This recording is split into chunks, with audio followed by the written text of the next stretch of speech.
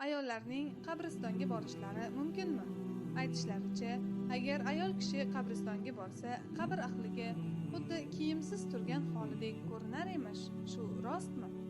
Umuman qabristonga borish, qabrlarni ziyorat qilish ma'nosida savollar ko'p takrorlanib turadi.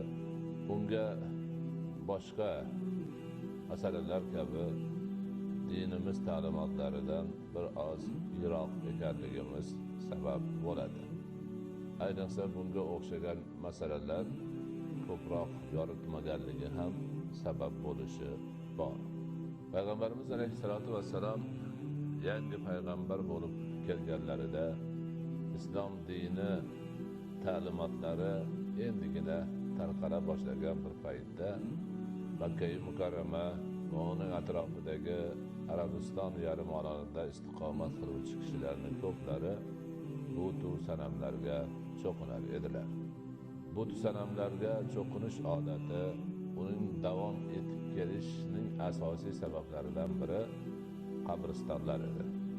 Vafot etib ketgan yaxshi odamlarni, ahli solih kishilarni ehtiromini o'rniga qo'yamiz, nomini abadiylashtiramiz, unutmaymiz degan maqsadda avval ularni qabrini ziyorat qilib turib, keyin ba'zi bir yodgorlikni qabrning ustiga qo'yib, avlodlar o'tishi bilan ota-onalarimiz shu ishni qilib yurardi deb bolalar yana ham o'sha qabrga ko'proq e'tiqod qiladigan bo'lib, oxiri borib qabrdagi shakllarni, butu sanamlarni xudo deyish darajasiga yetib borgan edilar.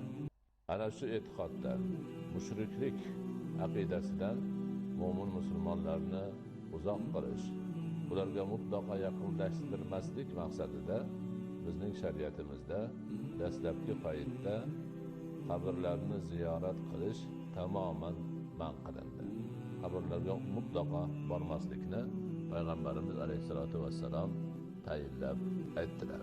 Lekin zamon o'tishi bilan birga kishilarning aqidasi baquvvat bo'lib, tavhid aqidasi, yakkaxudolik aqidasi mo'min musulmonlarning qalbida joylashib bo'lganidan so'ng Payg'ambarimiz alayhisolatu vassalom qabrlarni ziyorat qilishga ijozat berib, kuntu nahaytukum an ziyaratil quburi fa amma al-ana fazuruha fa innaha tuzakkirul mauta dedilar. Men sizlarni qabrlarni ziyorat qilishdan qaytargan edim. Ammo endi siz ularni ziyorat qilavering, chunki qabrlarni ziyorat qilish o'limni eslatadi dedilar. Demak, qabrni ziyorat qilishning hikmati islomda o'sha qabristondagilarga haqqiga mag'firat so'rab, savob so'rab duo qilish bilan birga ziyorat qiluvchining o'zi o'limni eslashi, va'z, nasihat olishidir. Ana shunday qilib umumiy tarzda ana shu ziyorat qilinglar degan ma'noda, yana shu ma'noda kelgan hadislarda mo'min musulmonlarning barchalariga, erkaklariga va ayollariga ruxsat berilgan. Endi undoq bo'lsa nima uchun ayollar to'g'risida hozirgi so'ralayotgan savol kabi fikrlar paydo bo'lgan ayollarni qabrlarni ziyorati to'g'risida deyiladigan bo'lsa, chunki boshqa hadislarda ayollarni qabrlarni ziyorat qilishini demak tanqid qilingan holatlari bor. Ba'zi bir hadislarda Payg'ambarimiz alayhisolatu vassalom la'anallohu zairatul quburi deganlari ham bor.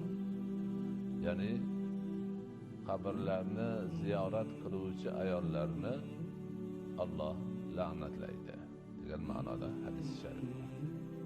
Lekin ulamolarimiz yuqorida aytib o'tgan umumiy ruxsat haqidagi hadis